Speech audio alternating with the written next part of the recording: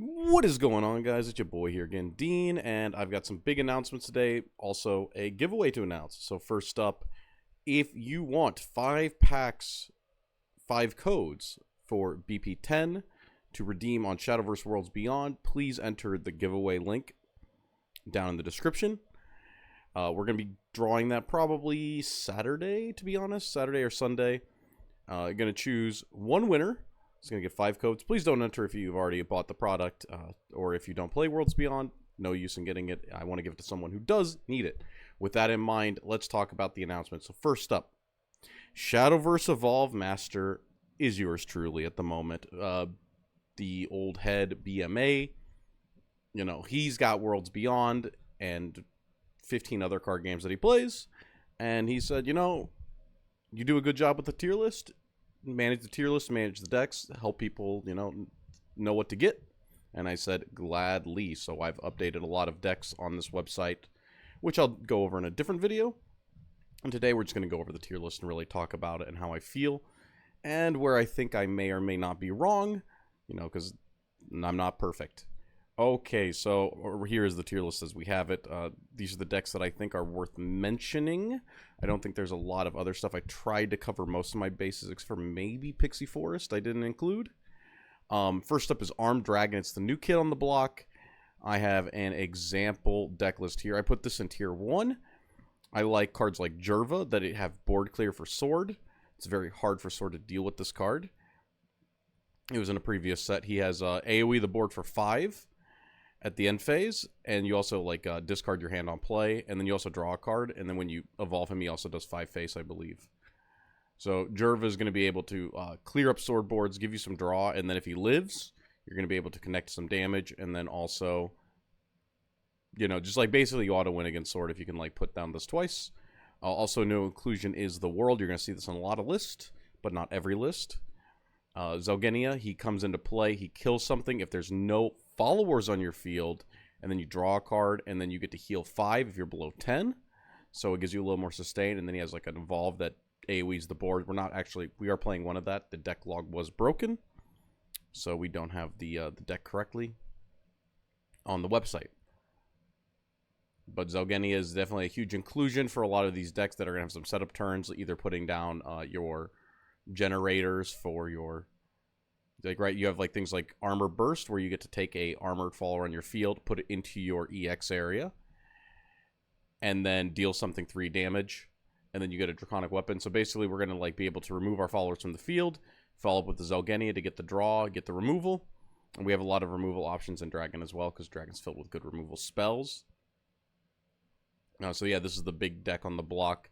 I'll definitely go more in depth in the deck profile, but this is the new hotness is the Armed Dragon deck, and I'm thinking it looks very strong. Strong enough to be tier 1 in my eyes.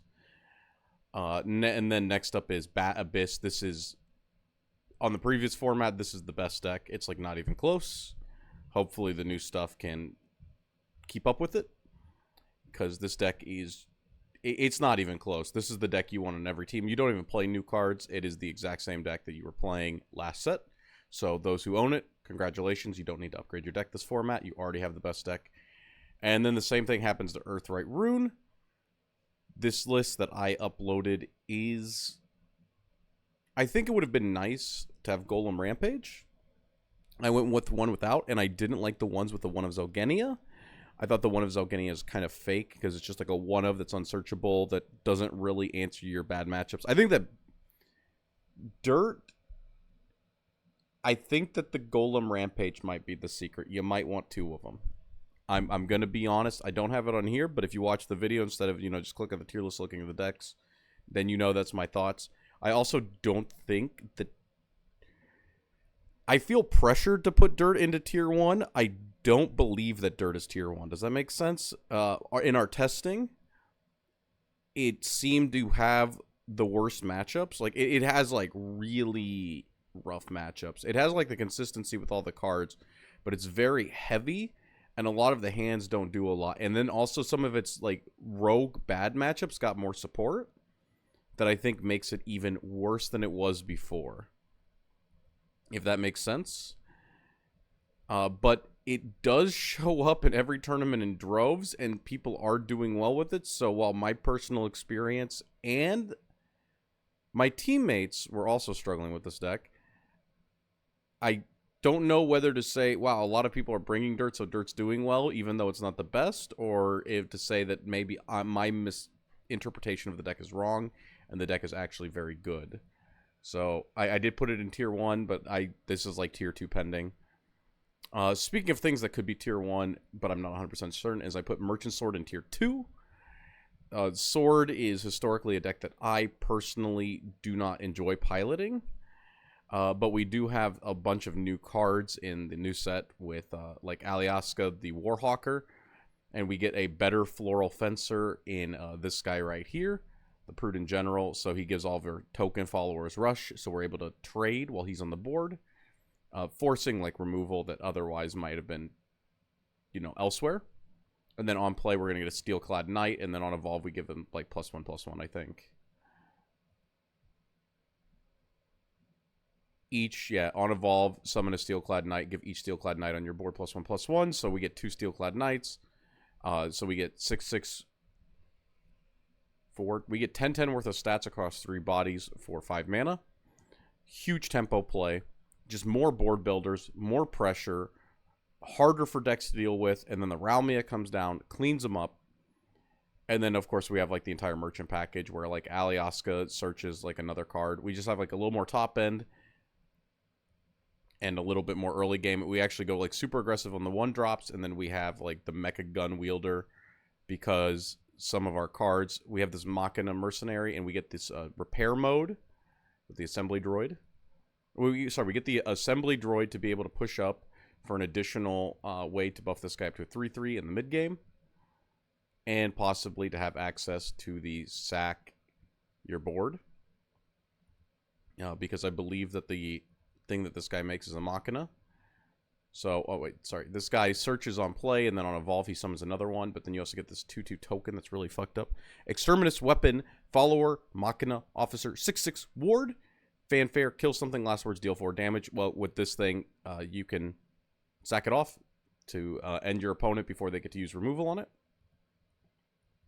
Definitely a very powerful deck. This is pending tier 1. This is probably better than Dirt. I'd have to play it. I don't know 100% until the meta shakes up and we get like more definitive lists.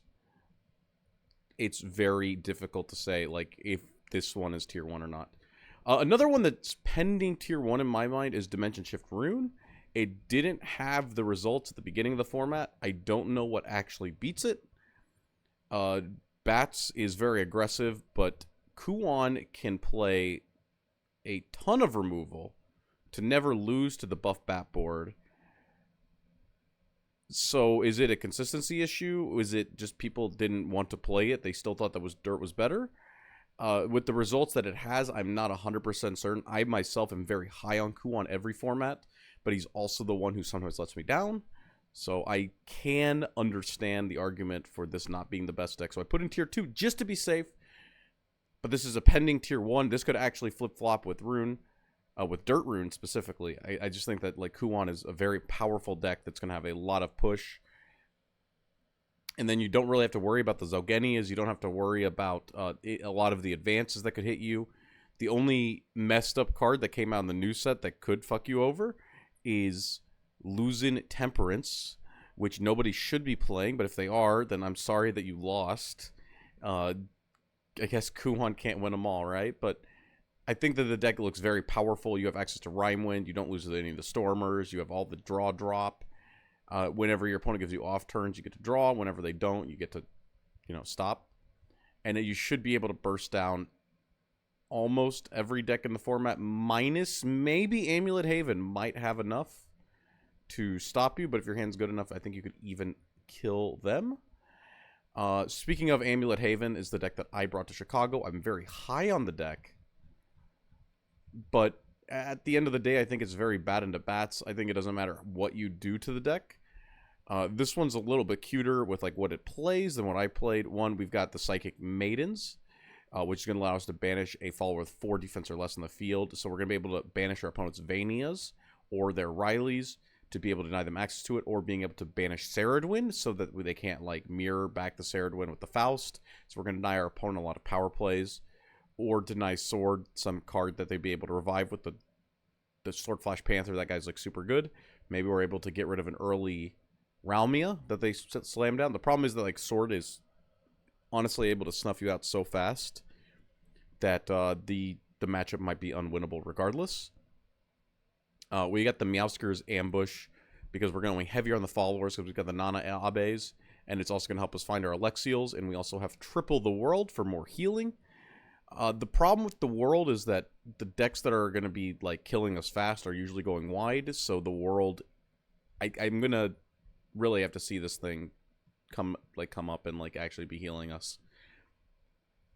Really cute thing that I really would have loved this week was Star Bright Deity. On play, we're going to be able to show a follower from our hand, search our deck for a follower with the revealed follower's name, put it into our EX area, and then shuffle. This is important for cards like the World or Alexial, where our win condition is playing down Alexial twice to 3 times. And with this, we're going to be able to find the second Alexial. It's not going to be in our hand. It's going to be on the board. I really like this inclusion. It might be a little too cheeky, but it is a one of. So, you know, if it's bad, we take it out. It is that simple. I like to like put experimental cards in my first list because I like to see like, hey, is this card actually worth playing or not? Next up in tier 2 is Natura Forest. Very powerful deck once again. The problem is I don't know if you beat bats. It takes a couple turns to get the Latica going. It's like it's very powerful. We do have the Finas to be able to clear up like some buff bats, like 1 or 2. And the new card is the Chipper Skipper on Evolve for 1. We're going to be able to look at the top 4 and put a 2 cost or less follower into our EX area, and it costs 2 less to play. So it's going to be able to bring up the Wispy Woods, or the Desert Pathfinder, or the Fina. And if the Fina comes out, she actually gets an extra attack and rush with the Chipper Skipper. So yeah, just definitely, it's like the old Latica from a couple formats ago. Just nice, clean list. Very powerful archetype where Latica is able to clear up the board, pressure our opponent. The problem is your damage is kind of capped, even with the Suzukas. If a Suzuka connects like a 5, and the Laticas all connect, that's 26. While Bats is, if they open like the white one, you're not able to answer it fast enough, they could be at 26 before Rose Queen, and then they can use the first Rose Queen to heal up. That was the problem that I ran into with Amulet Haven at Chicago, was that the Bat players would just heal up, and then the game would it would take way too long for me to win, like within the actual time rules. So for reasons like that, I think that the Latica deck is, I'm going to put it in tier, like you do have like the big pushes with the Primal Giants plus the Laticas, and I think those are very powerful. But like, is it going to be able to outrace like somebody just sitting there healing? And then also, because your damage comes in packets of 7, your deck will naturally put your opponent below 10. So you're also going to be susceptible to the World. So depending on how many people are packing that, I think it really does. It might even be a tier 3 deck. But I love Latica, so we put her in tier 2. Next up is, I put as this Control Forest. This is Hostage Hunter. With the Deepwood Anomaly. But also, I think we know this from like a format or 2 ago, right? It's got all of the attack reduction cards, and then we board lock our opponent. Really messed up inclusions are the Noble Fairy. A big problem with this deck is that your opponent can like play down bats, and then if they like hold things like Vania, they're able to clear their board after you like get rid of it. So if we just slowly use the Noble Fairy to board lock our opponent on the Pixie tokens, and then just keep picking it back up with things like Marvelous Sunday, they're eventually going to be board lock on 1/1s, and we can also like, you know, like eventually they have to like run out of things they can put down and sack, and then we can just like, we don't have to reduce the attack of the fairies. We can just like drop down a Cetus, heal 4 every turn. They'll never win. Slam down the Deepwood Anomaly, pass, smack them, game is over. Easy W. And of course, we also have the Elephant for cleanup. Either or wins the game. Very potent deck. A little cheesy. It's like so cheesy, I don't want to say that it's real, but it could be real. I mean, this is the thing that will end your tournament run if you're not ready for it. It probably beats Dirt like every other. See, the problem with Dirt is that like everything beats it, it feels. Another thing that got some support is... I see.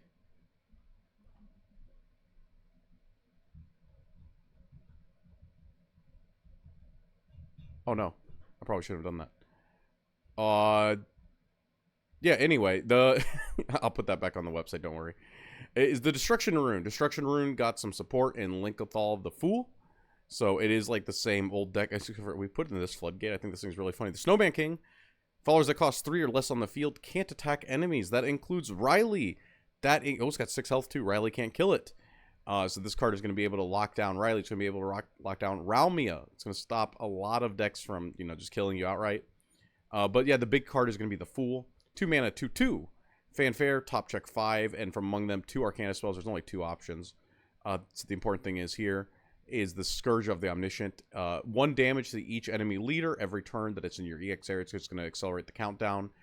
Means that you don't have to shove up the blacks, which are honestly the hardest thing to shove up in the deck. If you ever played Lyshina, the white amulet costs 1 and heals 2, and the black one deals 2 damage and costs 2 mana. 1 mana is easy to like weave in, but 2 mana is sometimes like very hard with all of the removal you're going to be playing. Like Medusa can help us get the amulet down, but if we're able to just get the scourges and like promote some whites, we should be able to completely heal out of range and play control from there. And then the Rite of the Ignorant is like a draw drop if you it like heals if you have the Fool, and then it's like a constant draw drop. So we get to hand filter, get rid of like dead cards, discard our extra copies. Cute little inclusion in this deck is the Rika Jogasaki. It's going to be able to, on Evolve, search our deck for a spell that costs 3 or less. So it's going to be able to help us find additional copies. It's like additional copies of Merlin early to be able to find the Joy of Destruction, to be able to make sure that our Lyshina turn is as good as humanly possible. There were some more streamlined lists, but I like this one because it's experimenting with the most amount of cards. And that's really what I want to be doing at the beginning of the format, is like testing out the cards, deciding if I like them or not, and then changing the deck from there. Honorable mention in tier 3 that I think looks super fun is Hero Sword. It's the same deck as before, but we do have a couple new inclusions. Like this thing that we can just banish to deal damage. It's like a demonic strike on a body. Or it's a demonic strike on a snipe, right? Yeah. Select enemy follower, deal 2 damage. So we got a snipe that turns into a demonic strike. We have this guy who puts cards into our EX area in order to just like, keep our hand size down while also keeping our options wide. And then the new card that helps bring it all together is the Lightning Kicker. 6 mana, 3/3. Fanfare, discard 2 heroic cards. Search your deck for up to 2 heroic followers with different names that cost 3 or less. Summon them, then shuffle. So we're going to be able to go Mock Knight, which is going to give it Storm, and then we're also going to be able to go Valiant Fencer, which is going to be able to, because we discarded our hand, hopefully we'll first be able to search a card if we need to, but we can also deny the search to then pay 1 to evolve the Lightning Kicker, which has Storm, and then on evolve, destroy something. So we're going to be able to get 7 Storm damage down, plus have a standing 5/5. So we're going to have a 5/5, a 3/3, and a 4/4, all on turn 6 with the Evo Orb, turn 7 going first. On top of all of the other aggression that Sword provides us. Looks very cool, looks very fun. I do like the Hero Sword archetype as an anime fan. And the last deck is Necrocharge Abyss that I put on the tier list. Like I said, there's also like Pixie Forest. We've seen that pop up. I just didn't really have a list for it. There's like so many lists for Pixie Forest. It's really hard for me to tell. And there's also Puppets. Both of those are probably like tier 3, to be honest. I think that like Pixie Forest is a very volatile deck. So I myself don't really like bringing it to a tournament. It needs a lot of setup turns. It can blow people up. And I think that like Gordon has proven that that deck is very real. But is it the player or is it the deck? I'm not like, I could be a little bit of both. It could be a little bit of both. It might be tier 2. It might be tier 2. Yeah, here we go. Necrocharge Abyss. We have a lot of new cards in this. I found a couple lists that were focused on Neft Abyss. I thought it was worth talking about because it's such a cool card that whenever it gets support, I want to talk about it, right? Neft Abyss being able to top check 7, summon 4 different Shadowcraft followers with different names that cost 6 or less, and then they get destroyed. The big inclusion is the Milteo. That's the new one. So Fanfare, we get to discard a card, and then we top check from our deck until we reveal 2 followers that cost 3 or less, and we get them onto the board. And then at the start of our end phase, we get to Necrocharge 20, evolve it, and on evolve, it has pay 2 mana, destroy each enemy follower in the field, and your opponent goes to 6 health. Once again, also Arion is going to be able to cost like revive a 5 cost. So if you Neftabis into Milteo, you're going to be able to dig through your deck and find cards like Rolnai, Maruzensky, Demonium, the new Demonium. He's not on the list. Arceus, right? You're going to be able to find cards that like very powerful 2 and 3 drops. Put them onto the board with Milteo, furthering your Necrocharge. And then also, like, I don't know, Arion can also revive the Milteo to do it again. And then we're able to pressure our opponent down. If we have to, we can also evolve this into the advance. And then clean up with the Odile, which is actually 10 damage for Necrocharge 20. And we should have, like, all of the life in the world because we have broken cards like Demonium. We have the Marzenskis for board control. And we have the World, and we have the Kawis. So we should be able to live long enough. It does seem cheesy, but I don't think it seems that bad, right? It seems pretty good. It seems pretty good. It might be able to outgrind a lot of decks. And so I wanted to put it on the tier list because it looked really fun. But yeah, that's the end of the tier list. If you guys liked it, smash that like button. Follow for more content, and then also go down to this website and smash that Patreon, because I was handed this, but I wasn't handed the Patreon really. So this is going to be updated soon, and it should be pointing to the Patreon for the webpage. This will be mostly, it's going to be 50-50, so you're half supporting me, half supporting this, and then if I ever, whenever I stop doing this, you'll mostly be supporting this website and whoever's running it. So that's the way that I want this Patreon to go.